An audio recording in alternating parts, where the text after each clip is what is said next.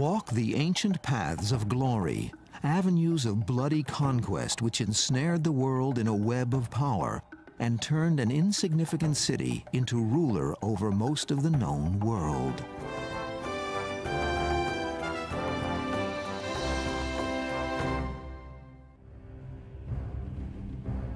Road building is one of the great indicators of a successful civilization. A society must have long-term success to invest the time, manpower, and money to build an infrastructure designed to last.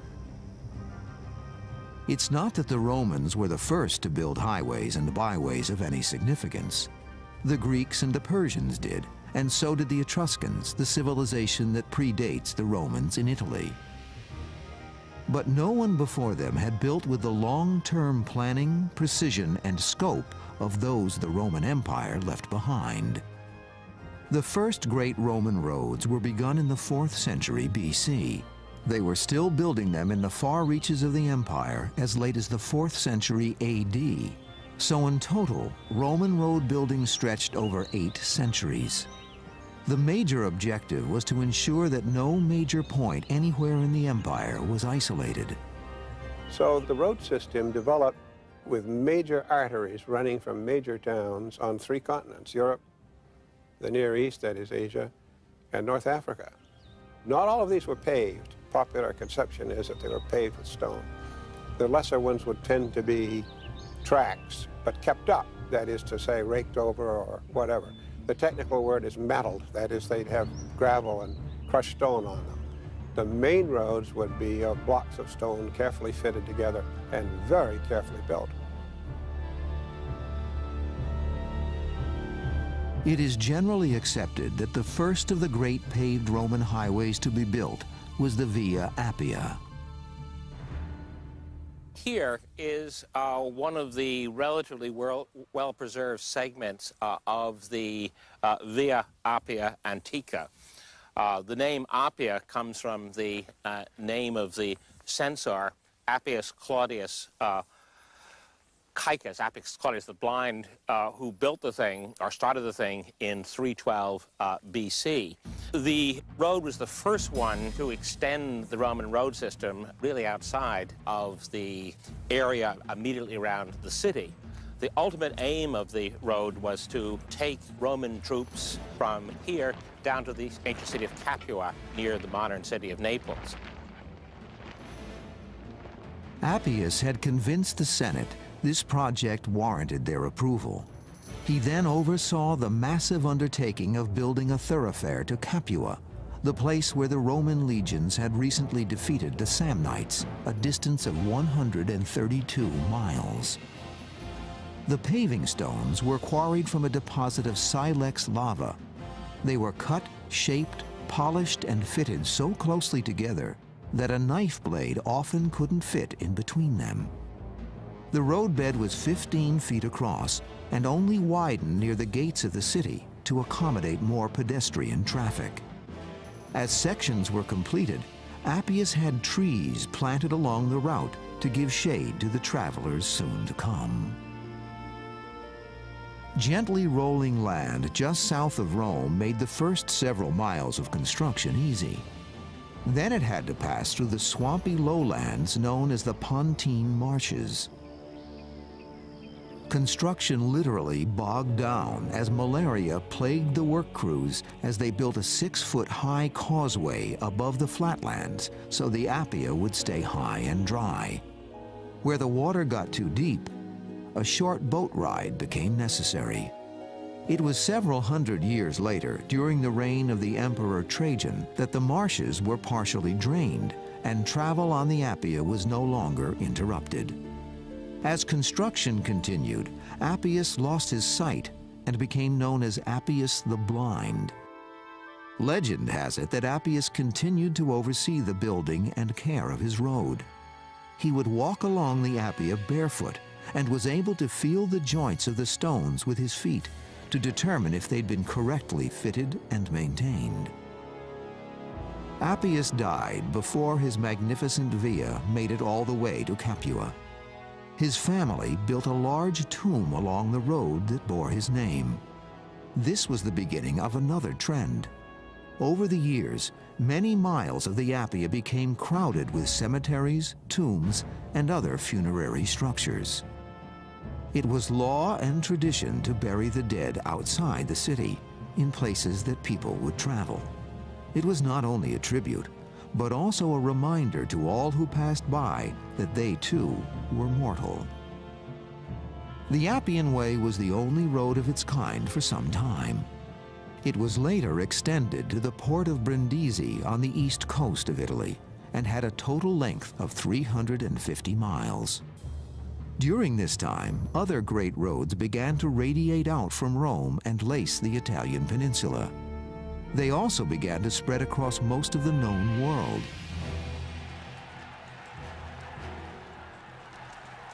It wasn't too long before, at the height of the empire, all roads would indeed seem to lead to Rome.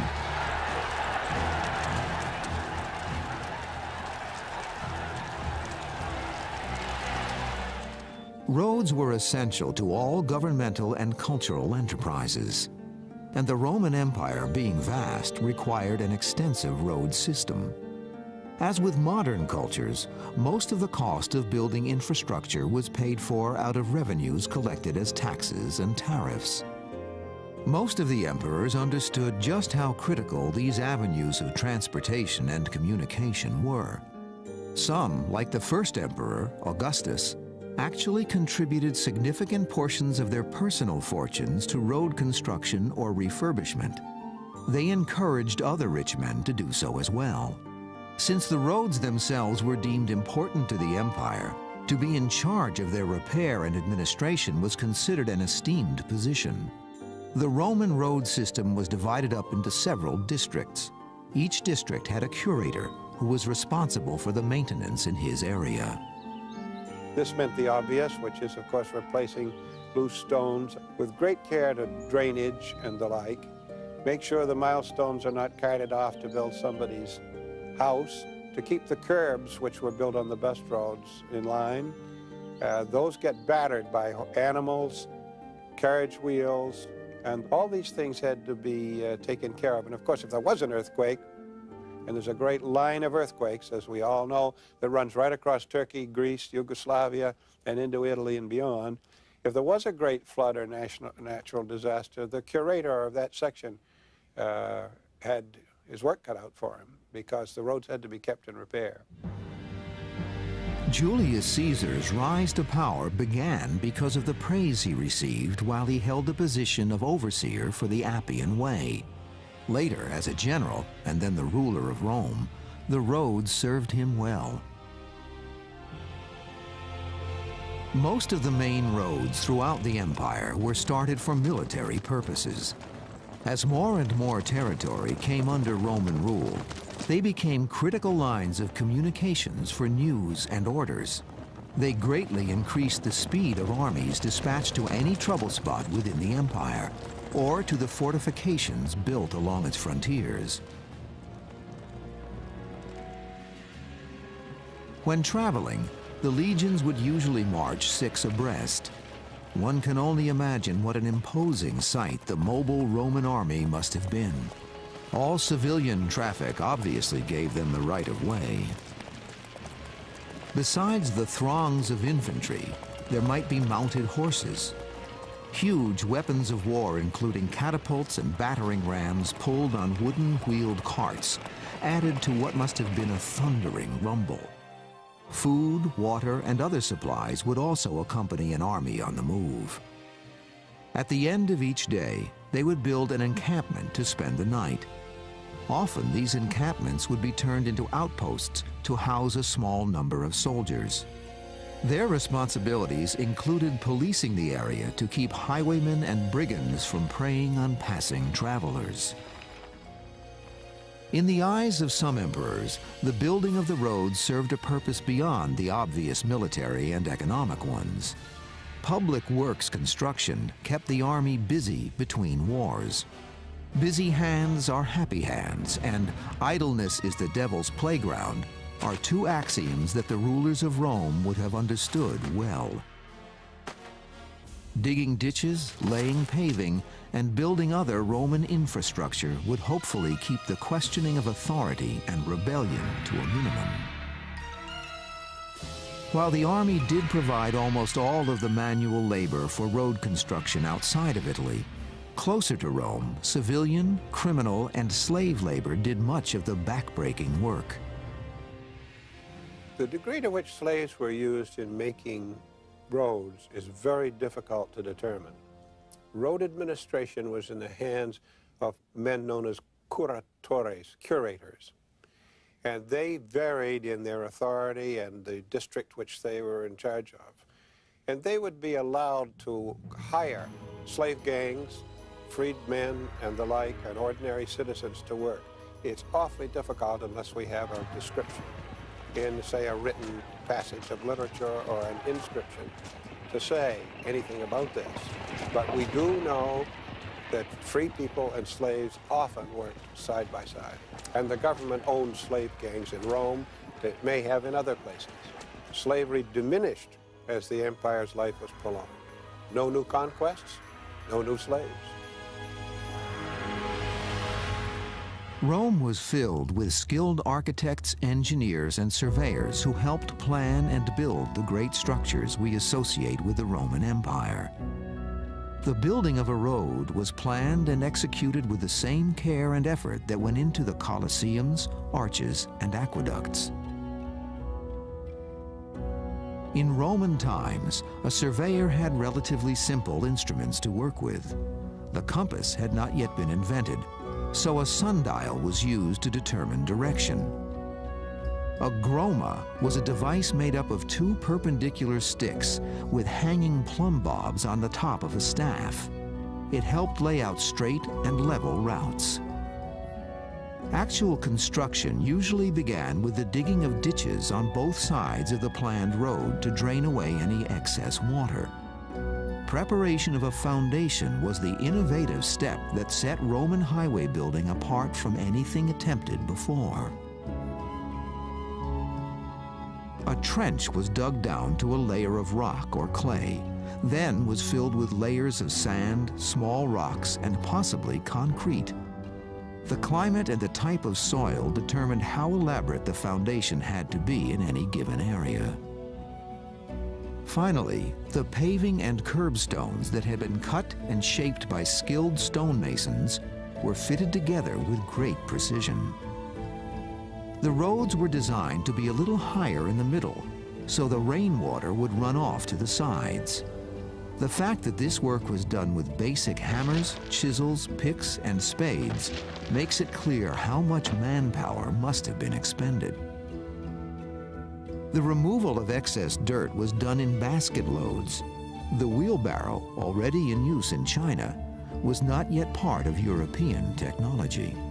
The impressive end result of all this planning and labor did not go unappreciated. The Greek author and philosopher Plutarch had this to say in around 120 BC. The roads were carried straight across the countryside without deviation, were paved with hewn stones and bolstered underneath with masses of tight-packed sand. Hollows were filled in. Torrents or ravines that cut across the route were bridged. The sides kept parallel and on the same level. All in all, the work presented a vision of smoothness and beauty. The bridges that were built across the rivers and ravines are further testimony of the engineering skill and advanced building techniques of the Romans. One method the Romans employed on some of the larger bridges over water was to use a series of barges to create an initial foundation and work platform. Early on, the Senate was concerned about the reliability of some of the proposed bridges. In the case of the Ponte Fabricio, payment was withheld for 40 years to make sure of its durability. The Senate's concerns turned out to be unwarranted. The Ponte Fabricio is still in use today, some 2,000 years after it first spanned the Tiber. Historians are not fully certain when the Romans decided to traverse the Alps, but it was probably motivated by their determination to subdue the Gauls. 3 roads had been built to the base of the Alps.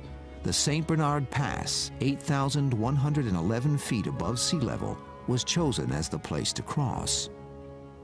It was decided that the environment might be too cold for slaves, so soldiers did the work. Once completed, the snowfall was often so heavy during Roman winters that the pass was closed from November to April. At the highest point in the pass, a temple was built, along with a rest station that also housed men assigned to rescue travelers lost in the snow. Road building in the different territories of the expanding empire often presented challenges to the construction crews that were formidable, but never insurmountable. For example, construction in Spain was problematic. It was mountainous, suffered from bad weather, and was infested with bandits. But Spain's wealth of raw materials and precious metals made it worth the effort. According to Plutarch, the decision to mark all the main roads with milestones was made around 120 BC. The Roman mile was based on 1,000 military paces, which comes to around 4,800 feet, a little shorter than today's mile. The milestone was made to have an average height of about 7 feet and weighed around 1,000 pounds. The information carved into it usually included the name of the road, the mileage, and the name of the emperor in whose reign the road was built or renovated. One reason for the decision to place milestones along the roads may have been to create a public works program. Slaves had taken work away from the underclass, and unemployment and crime were becoming problems in Rome. Thousands of milestones were quarried, carved, and hauled all over the empire. In a sense, of course, it's not that all roads lead to Rome, it's that all these roads lead from Rome. Roads led from Rome in order to control Rome's empire. And the Golden Milestone, which was erected by the Emperor Augustus in 20 BC, was a great, huge, in fact, not made out of gold at all, but marble milestone with the distances in bronze plaques to the great cities of the empire from that spot. It was just under the Temple of Saturn. Part of the reason that Augustus chose this part of the city, and particularly this part of the Forum, to erect the milestone was that it's the political center of the Forum. This was the part of the Forum where the Senate negotiated decisions of war and peace, where all the laws were made and passed. And so it made sense in that way to have the center of the Roman world be there. But in a sense, it's metaphorical. The roads don't really converge in the center of Rome. They converge only at the gates, so they converge at the wall. But for Augustus, Rome had become a capital city of an empire, and he needed for his political agenda a physical center, a metaphorical center. We will never know exactly what was inscribed on the Golden Milestone. It disappeared shortly after the fall of the empire, probably ravaged for its bronze plaques, which could be removed and melted down. Roman roads were often dedicated and named in honor of the powerful emperors of Rome. Even though they were important militarily, they were built for everybody to use. Ordinary people used the roads, like the rest of us, for religious purposes, seeing temples, visiting oracles, going to Athens for a bit of education. But of course, the way that the roads penetrated furthest into ordinary people's lives were that they brought products from all over the empire to Rome. The roads connected Rome to India and the spice trade. And the grain that went into the bread that people ate wasn't grown next door. It came by sea from Africa and Egypt, but then up the roads to Rome. There's a customs tariff from Africa, which shows all the things that traveled along these roads. Everything from fish paste, garum, to slaves coming up from the Sahara Desert, to horses, mules, animals, cloth, purple dye. Anything that you could buy was likely to have traveled along one of the great roads. At its peak, Rome had over 1 million citizens, and it had to be constantly supplied by the local farmers.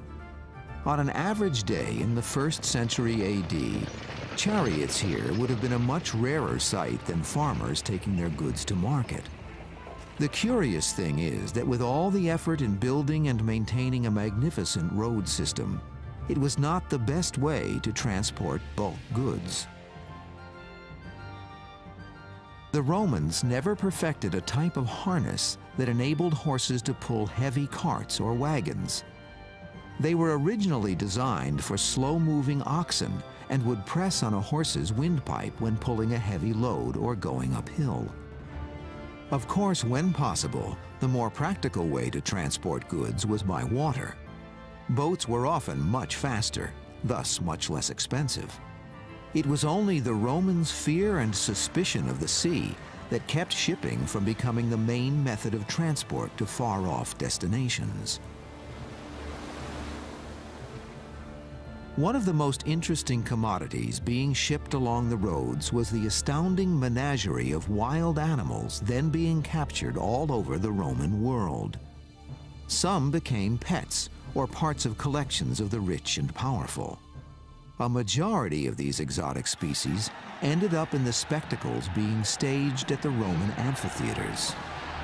Sometimes hunts would be reenacted.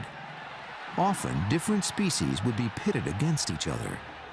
Many times, it was man against beast in a battle to the death.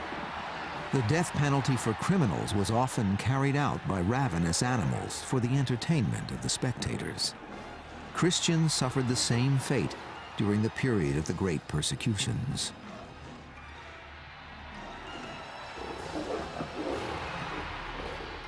The Emperor Claudius had a division of Praetorian Guards battle panthers.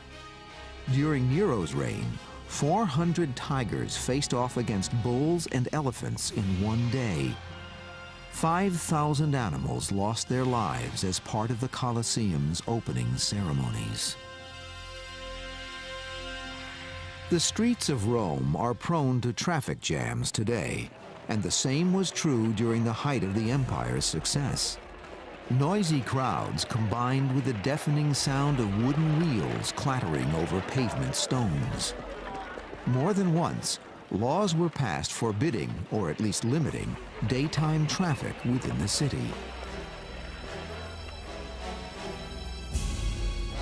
After the disastrous rule of Nero and the 3 emperors that came and went within a year, Vespasian's 10-year rule helped reorganize an empire in disarray. New roads were built in Asia and Spain. He then commissioned the overseer of the roads to make a survey of the entire highway system, from which many maps called itinerari were made. A specific itinerarium would show the route between cities, mileage, rest stops, and other details helpful to travelers. The most interesting is the Poitiers table. It's a medieval copy of a much earlier Roman map, and it's called the Poitiers table because it was acquired by Conrad Poitiers in 1508. It's now preserved in Vienna. And it's an extremely interesting map because when you first look at it, it doesn't look like anything we recognize as a map. And what it is it's a graphic picture of routes. It's how to get from A to B in a very abstract way.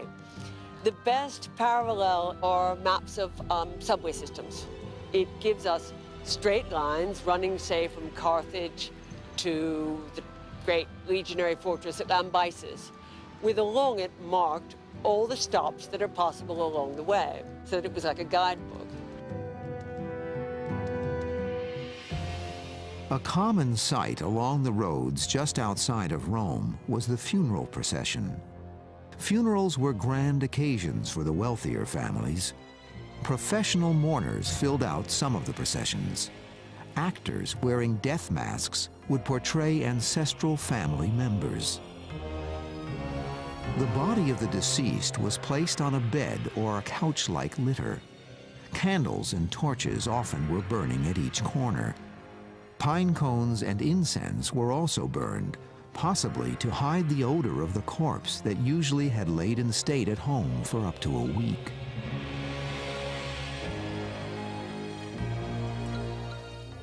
Early on, most of the funerals were cremations. Later, interment became more popular. For the elite, size of funerals and tombs clearly became a case of status-seeking one-upsmanship. But such competition was considered inappropriate, and laws were passed to restrict the number of professional mourners allowed in a procession. Family members would visit their interment sites. Pagan Romans believed that the recently deceased still needed to be nourished with food and drink. But the most impressive spectacles to happen on the roads of Rome were grand processions called triumphs. When a general concluded a major war and came back to the city of Rome with his army, he would wait outside the sacred boundary of the city, the Pomerium, and he would get permission from the Senate to enter the city. And when he did it with his entire army, with all the prisoners he took in the war, with all the spoils, and they would follow a certain prescribed route through the Campus Martius, starting at the Circus Flaminius, through the Circus Maximus, and then they would come down the Sacra Via, through the Forum, and then up onto the Capitoline Hill to the Temple of Jupiter.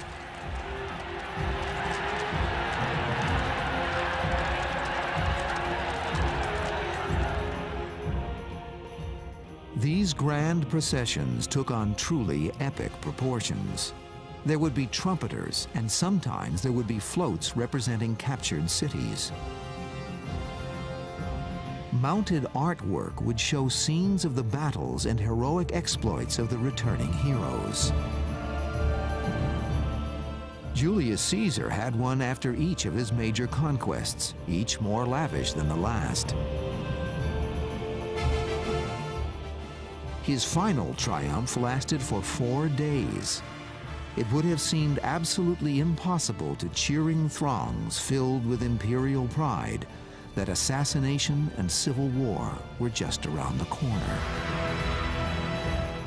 Common language and currency throughout the empire made travel on the roads easy in some ways, but actually to journey any distance on them made for a long and arduous trip. Traveling along roads would have been uncomfortable whoever you were, but I think the more money you had, the less uncomfortable it was. If we drive along the Appia today with modern suspension, it's still a very bumpy road. And so traveling in a carriage with no springs would have been pure hell. I think most people preferred to walk. A horse would have been a horse.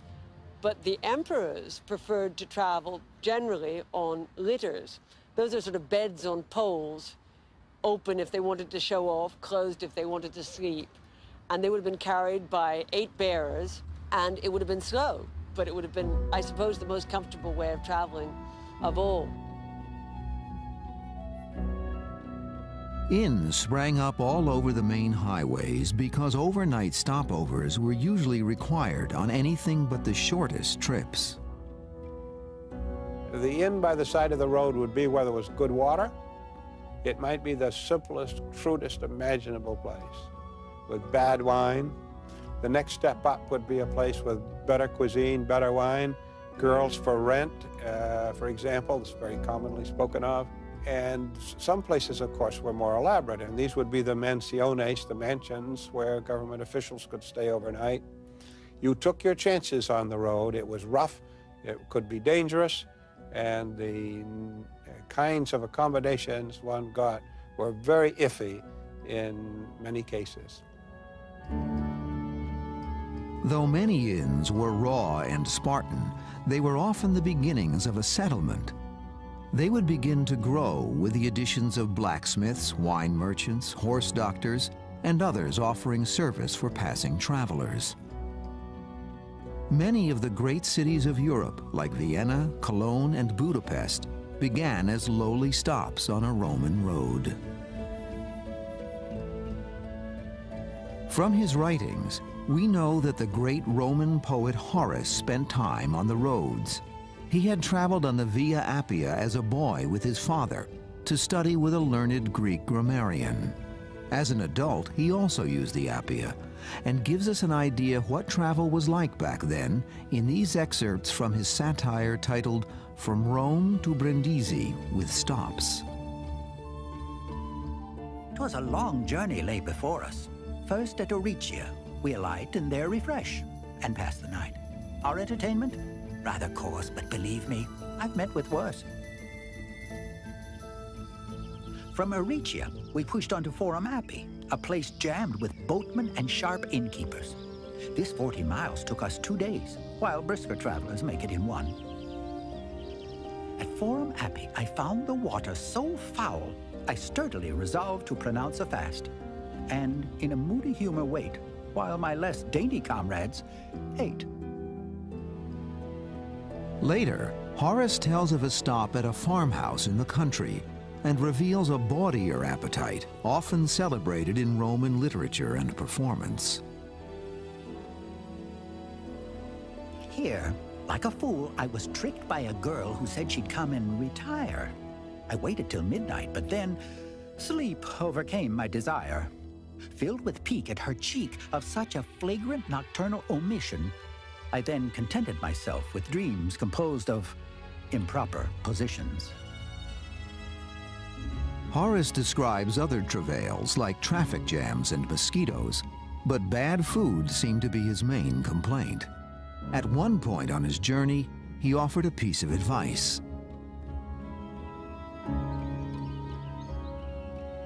From hence in chaises we were carried 24 miles to town with many a sign. Their bread is deemed such a dainty fare that every prudent traveler loads with many crusts. For at Canisium, you might as well attempt to gnaw on a stone as to try and get just one morsel down. Some emperors spent a great deal of time on the road. Claudius had a specially designed carriage that allowed him to indulge his passion for gambling. But it was Hadrian who spent more than half of his 21-year reign traveling to many of the farthest reaches of the empire. Hadrian suffered a tragedy during his travels. His young male companion, Antinous, drowned in the Nile. Hadrian paid homage to him by building an Egyptian city in his name. During the reign of Hadrian, the last of the great road-building emperors, the Roman Empire reached its widest boundaries. It was an age of peace and prosperity. It was a high point that had nowhere to go but into a decline that would bring the roads and the empire itself to a crashing fall. The Roman road system was designed to help the empire prosper. But the roads turned out to be a military liability as well as the asset they were originally meant to be. It was convenient for barbarians to find their route paved out straight to Rome. It became particularly so in the later empire when the Goths would come down the Via Aurelia or Via Flaminia to Rome. But Hannibal, much earlier on, used the Via Latina for a lot of his activity in Italy. It was a two-way street road. In 218 BC, during the Second Punic War, the Carthaginian general Hannibal left Spain on his prolonged siege against Rome. He led the first large army over the Alps into Italy, and for the next 15 years successfully waged war against every Roman legion sent to defeat him. Hannibal left a path of destroyed cities and bridges and a huge Roman death toll. Roman manpower was so consumed in warfare that no new Roman roads were built during this period. But road maintenance remained a priority. They had become economic and supply lifelines that had to be kept open.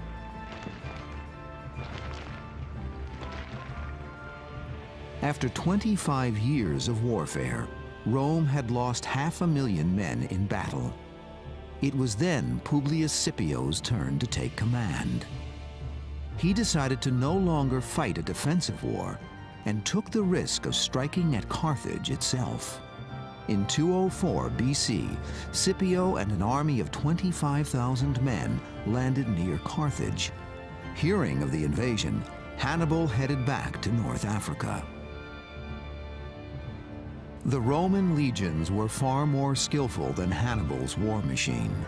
Hannibal's army was soon outflanked. Victorious, Scipio took Hannibal's mother's name and became Scipio Africanus. Usually, after a victory, Roman roads would soon follow. But it was felt that Carthage was still dangerous. It wasn't until much later, when the city was literally leveled and then rebuilt under Roman rule, that it would have the advantage of being part of the great highway system. Not all resistance came from those fighting to keep from being absorbed into the empire. Sometimes rebellion came from within, from those tired of living under oppression. The most famous of several slave revolts in the Roman world took place just before the establishment of the empire, in the 70s of the century before the Christian era, and led by a slave named Spartacus, who seems to have been both intelligent and humane. He rapidly gained many followers when he started this revolt, and he and his followers moved from southern Italy all the way up to northern Italy to the Alps, but his followers wouldn't go any further. They wanted to plunder.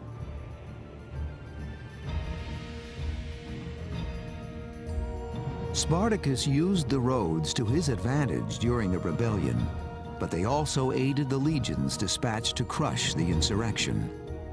Finally, after Spartacus was cornered, the roads became the setting for the horrible punishment that he and his followers suffered at the hands of their oppressors. 6,000 slaves were crucified along the roadside as a graphic example of the terrible consequences of defiance. There was one revolution that almighty Rome was unable to suppress. It was a revolution of ideas in the form of a new religion, Christianity.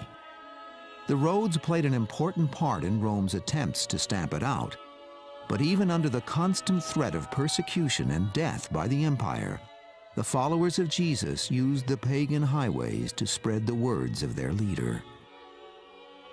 The most famous of all, of course, is St. Peter, who, having chosen to leave Rome to avoid a certain fate in the first great persecution, is said to have met Christ on the Appia just outside of Rome, and when he asked Christ where Christ was going, Christ replied, to Rome to be crucified again. And at that point, St. Peter realized that he had to return to Rome and suffer the fate that in fact did await him. The empire was never able to stop the spread of Christianity.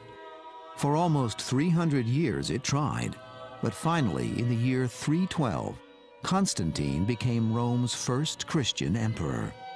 While paganism did not die out completely, Christianity was the official state religion. There were a number of pilgrimages recorded to the Holy Land in the 300s and 400s of the Christian era. As soon as the Roman Emperor Constantine's mother went to Jerusalem, and according to legend found the tomb of Christ and various instruments of the Passion, people wanted to go and see the very place where Scripture said Jesus had trod, preached, healed, and so forth. Since pilgrimages became common, then we draw properly the inference that the road system was in use by the pilgrims, probably to a considerable degree. Despite Constantine's successful period of rule, the empire soon began its next stages of decline. First, Rome lost its grip on the conquered territories outside of Italy. Then, Italy itself broke up into several independent states. This upheaval signaled the end of greatness for the road system as well. During this era, there was not enough money for maintenance, and the beautiful paving stones were often pried up, used as building blocks for feudal castles and fortresses. Most of the tombs and other structures along roads like the Appia were plundered for building materials. Over the centuries, others fell into disrepair and became hideouts for bandits. In the Dark Ages, knowledge of the once great Roman Empire was all but lost, and the remnants of the great Roman roads in Europe were often believed to be the work of giants, demons, or the black arts. During the Renaissance, some influential artists, including Michelangelo, made unsuccessful appeals to save the Appia. It wasn't until the mid-1800s that any attempt was made to preserve what was left of it. Today, the old highways still hold up under modern traffic near Rome. After 2,000 years, portions of the old Roman roads spanning 3 continents remain amazingly well preserved. Yet perhaps it's not so amazing. These roads, after all, were built by people convinced that their empire would last forever. It is a vivid lesson in determination that we can only learn by going in search of history.